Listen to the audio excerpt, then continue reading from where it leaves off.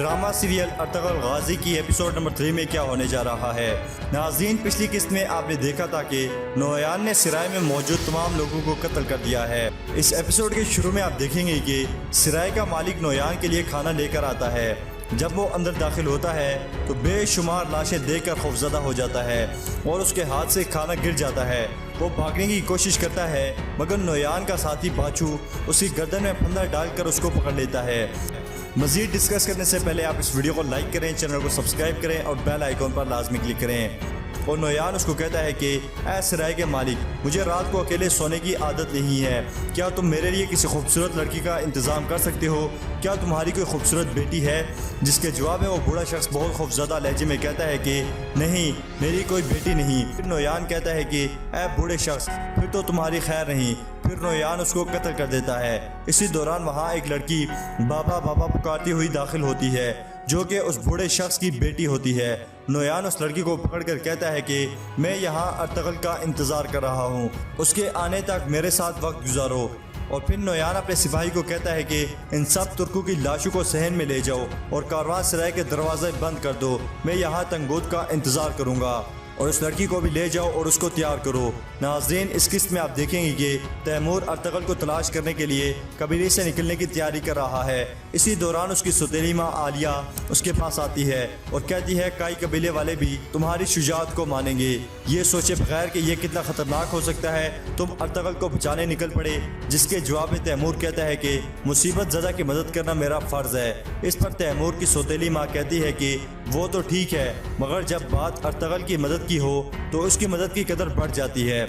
वो कहती है कि अर्तगल का नाम चंगेज़ खान के महल से लेकर कोनिया तक और दमश्क से लेकर कुस्तंतनिया तक मशहूर है। फिर आलिया तैमूर को कहती है कि तुम उसी की तरह बहादुर हो और उससे ज़्यादा ज़हीन भी हो। इस पर तैमूर कहता है कि आप ये सब मुझे क्यों बता रही हैं? जिसके जवाब में आलिया कहती है कि इसलिए कि हर माँ अपने बच्चे को बड़ा आदमी बनते देखना चाहती है। लेकिन नाज़रीन, आलिया ये बातें तैमूर से मोहब्बत की वजह से नहीं करती।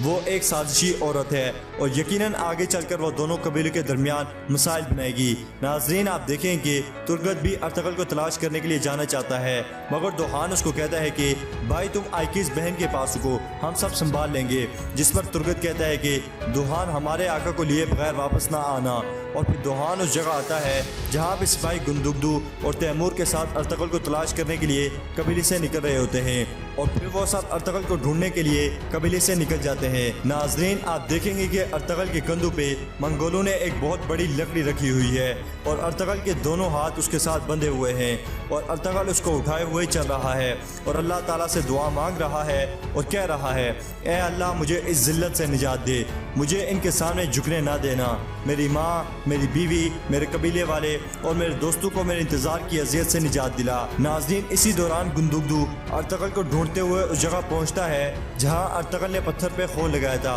गुंदुगदू साहब को रोक देता है और घोड़े से उतरकर उस खून को देखता है और वहां से गुंदुगदू को अर्तगल की अंगूठी मिलती है।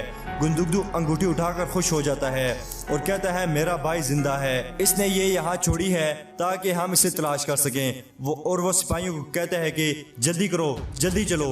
जिस पर तैमूर गुंदुगदू को कहता है कि आराम से भाई, वो ज़्यादा दूर नहीं होंगे, वो उसको पैदल लेकर जा रहे हैं। नाज़रीन, जब तैमूर का सिपाही कोचा बख्श जो कि गद्दार है वो ये सब देखता है तो वो परेशान हो जाता है। इसके बाद वो घोड़ों पे सवार हो जाते हैं और थोड़ा आगे जाने के बाद तैमूर कहता है कि वो लोग ज़्यादा दूर नहीं होंगे, अब हम अलग अलग हो जाते हैं। और फिर वो अलग-अलग सिमत में अर्तगल को तलाश करना शुरू कर देते हैं। नाज़रीन, इसी दौरान आप देखेंगे कि मंगोल सिपाही अर्तगल को पकड़कर एक नदी से गुजर रहे हैं और कोचा बख्श जो कि गद्दार है और वो ये जानता है मंगोल अर्तगल को लेकर इस रास्ते से जा रहे हैं, वो उनको छुपकर देख रहा होता है। जब वो अर्तगल को लेकर वहाँ से गुजर जाते हैं तो कोचा बख्श जाकर जल्दी से उनके घोड़ों के जो निशानात नदी के आसपास होते हैं उनको मिटा देता है ताकि गुंदुगदू लोग इन निशानात का पीछा ना कर सकें। निशानात मिटाने के बाद कोचा बख्श जब अपने घोड़े पे सवार होता है तो वहाँ दोहान आ जाता है और कोचा बख्श उसको कहता है कि यहाँ पर उनका कोई निशान नहीं है, दूसरी तरफ जाओ और अपने आका को तलाश करो। नाज़रीन, इसके बाद वो सब एक जगह जमा होते हैं और कोचा बख्श गुंदुगदू को बताता है कि दरिया की तरफ कोई निशानात नहीं है। जिस पर गुंदुगदू कहता है कि अर्तगल को आज ही तलाश करना होगा, नहीं तो बाद में बहुत मुश्किल हो जाएगी। नाज़रीन, इसके बाद आप देखें कि नोयान एक कमरे में उस लड़की के साथ मौजूद है जिसको उसने सराय से पकड़ा था। इसी दौरान उसका एक सिपाही आके उसको खबर देता है कि अर्तगल आ गया है। ये सुनकर नोयान उस कमरे से निकलकर सराय के सहन में आ जाता है। इसी दौरान वहाँ अर्तगल को लेकर तंगूत की निगरानी में मंगोल सिपाही दाखिल होते हैं। नोयान अर्तगल को देखकर कहता है कि मेरे प्यारे दोस्त, मैं तुम्हारा ही इंतजार कर रहा था। ये सुनकर अर्तगल उससे कहता है कि तुम कौन हो, जिस पर नोयान कहता है कि नोयान की जहन्नुम में खुशामदीद। ये सुनकर अर्तगल कहता है कि तो तुम हो बाजू नोयान। इस पर नोयान कहता है कि बिल्कुल मैं ही हूँ इस जहन्नुम का शैतान। नाज़रीन, इसके बाद नोयान वहाँ पड़े हुए जख्मियों और लाशों को आग लगा देता है। नाज़रीन, इसी दौरान आप देखें कि गुंदुगदू और तैमूर सिपाहियों के साथ जंगल में बैठे हुए हैं। इसी दौरान वहाँ एक सिपाही आता है और कहता है कि भाई कारवां सराय से धुआं उठ रहा है। ये सुनकर वो सब जल्दी से खड़े हो जाते हैं और दोहान कहता है कि मैंने कहा था कि नदी वाली तरफ हमें फिर देखना चाहिए, मगर तुम लोगों ने मेरी नहीं सुनी। कोशाबश की वजह से अगर हमारे आका को कुछ हुआ तो तुम्हारी खैर नहीं। जिस पर गुंदुगदू दोहान को गुस्सा करते हुए कहता है कि अगर तुम इसी तरह की बातें करते रहे तो मैं तुम्हें फौरन कबीले भेज दूंगा। और फिर गुंदुगदू कहता है कि जल्दी से सवार हो जाओ, और वो कारवां सराय की तरफ रवाना हो जाते हैं। दूसरी तरफ अर्तगल अपनी कौम के लोगों को जलते हुए देखकर बहुत दुखी होता है और नोयान उसको कह रहा होता है कि मंगोलों की दुनिया में खुशामदीद अर्तगल। नाज़रीन, इस किस्म में आप देखेंगे कि हाइमा खातून एक खेमे के बाहर बहुत गमगीन बैठी हुई है। इसी दौरान उनके पास सिलजान खातून और हलीमा खातून आती हैं तो हाइमा खातून कहती हैं कि शुक्र है अल्लाह का, हमने धुंधार और शहजादे शहीर को मशकू पे भेज दिया था, वरना इस मुसीबत में वो भी हमारे साथ तकलीफ में होती। और फिर वो कहती है कि इंशाअल्लाह गुंदुगदू अर्तगल को ले आएगा।